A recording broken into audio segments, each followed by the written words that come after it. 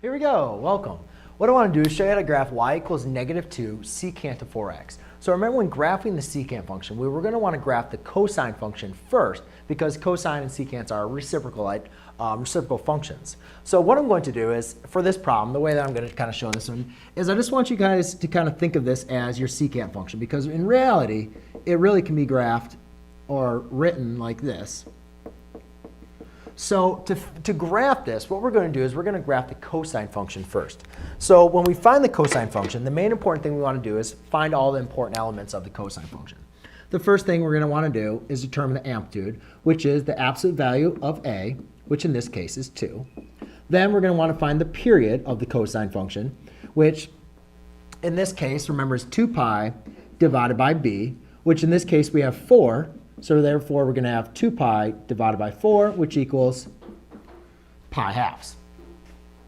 Then we want to determine what the x scale is. And the x scale is going to be the distance between our critical points, our max, our min, our x-intercepts. So to find our x scale, all we're going to do is take our period and divide it by 4, which will get pi over 8. Then what we want to do is determine, because we always want to graph our initial period first, and then we can repeat that period. So to graph the initial period, we want to find the x.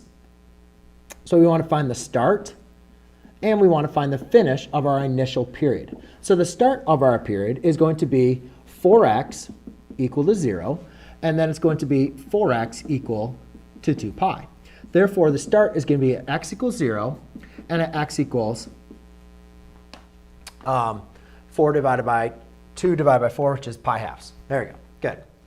All right. So let's go ahead and get graphing with it. So I'm going to create my x-axis. I'm not going to create my y-axis till I know exactly where it is, which actually it's at x equals 0, which is good. So I have x equals 0, which will be my y-axis. Therefore, I'm going to have 4 critical points, 1, 2, 3, 4. Also in the negative direction, 1, 2, 3, 4. And remember, the distance between each one of these is pi over 8. So I have pi over 8. Then I'll have 2 pi over 8, which is pi over 4. Then I'll have 3 pi over 8. And then I'll have 4 pi over 8, which is pi halves. I can also go in the negative direction.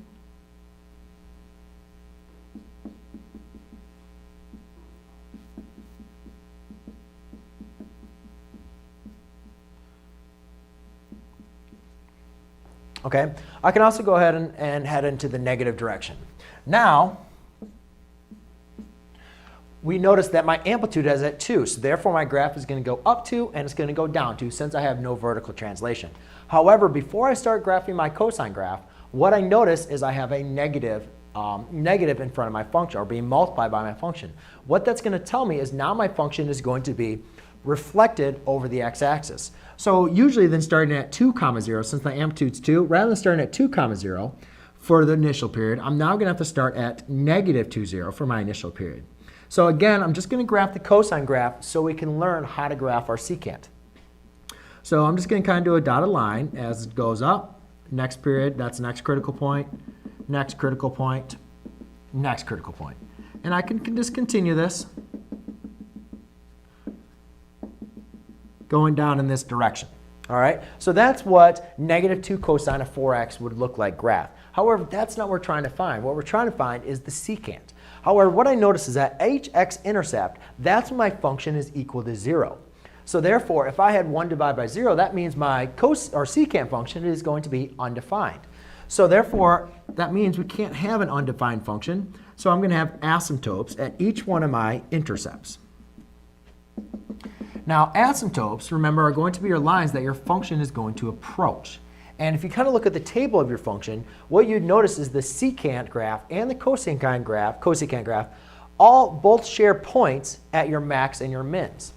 However, for my graph to now approach my asymptotes, it's going to go in the opposite direction of the cosine graph and kind of form a shape of a parabola.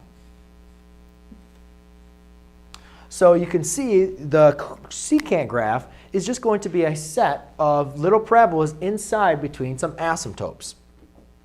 So now to finalize the graph, all I'm going to simply do is just go ahead and erase the secant or the cosine graph, and I'll just have a set of parabolas with my asymptotes. So there's a couple periods of it, and I hope you enjoyed. Please let me know if you have any questions, and subscribe below. Thanks.